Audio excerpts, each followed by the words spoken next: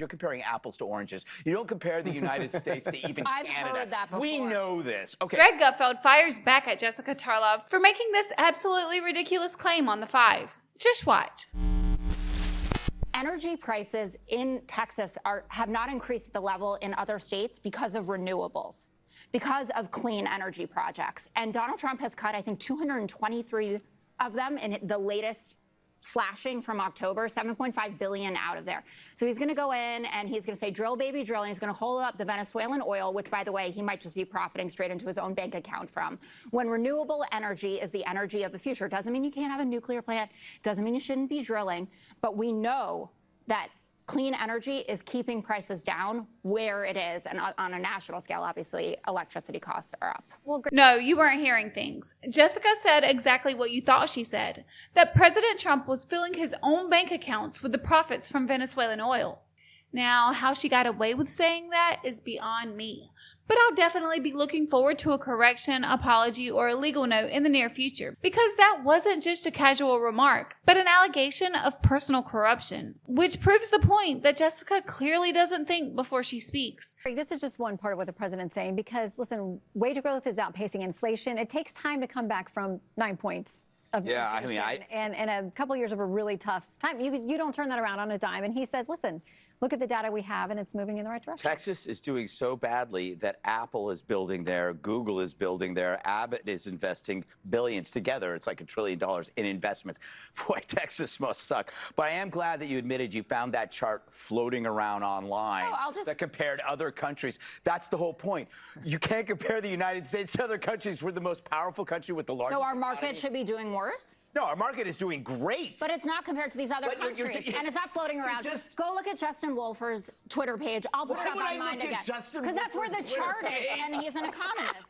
He's a terrible economist. You don't know anything about this. If you're comparing, and I hate to, I'm going to coin a phrase, you're comparing apples to oranges. You don't compare the United States to even I've Canada. heard that before. We know this. Okay, the problem with the Dems is that they signal great news by pretending it's bad.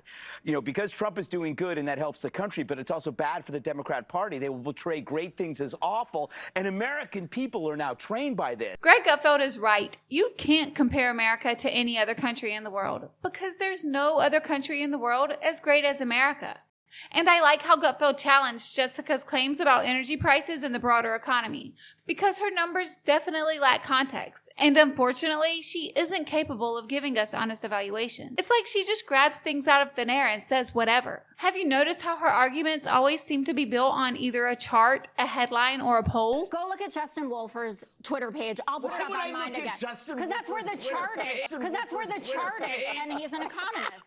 And then from there, she's able to form her conclusions about the entire energy market, or anything else for that matter. Just like her claim that government subsidized energy is what's keeping costs down. Yeah, sure. Energy prices in Texas have not increased at the level in other states because of renewables, because of clean energy projects. She makes it sound simple and almost reassuring. But what she fails to realize is that in the world of economics, subsidies don't eliminate costs. It shifts them. That money is coming from somewhere. But I think the most outrageous claim that she made was that President Trump is filling his own bank account with the profits from Venezuelan oil. So he's going to go in and he's going to say, drill, baby, drill. And he's going to hold up the Venezuelan oil, which, by the way, he might just be profiting straight into his own bank account from. There's a major difference between criticizing energy policy and accusing the president of diverting foreign oil revenue into a private account. That sounds like something the Hens on The View would say. Maybe Jessica should go over there and be their guest host. She would fit right in. At the end of the day, if you're going to make a claim that serious, at least be prepared to back it up. And as much as I enjoy Gutfeld tearing into Jessica, I'm really disappointed. I can't believe he let her get away with such an inflammatory assertion. This isn't even about intelligence, although we know she's lacking.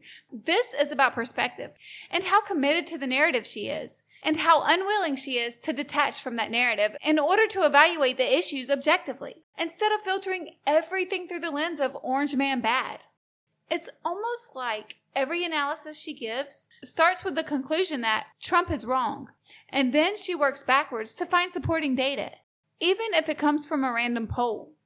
At least that's how I feel about it. why don't you share your thoughts on this in the comments below? And if you enjoyed this video, you know what to do. Thanks for watching, and I'll see you in the next one.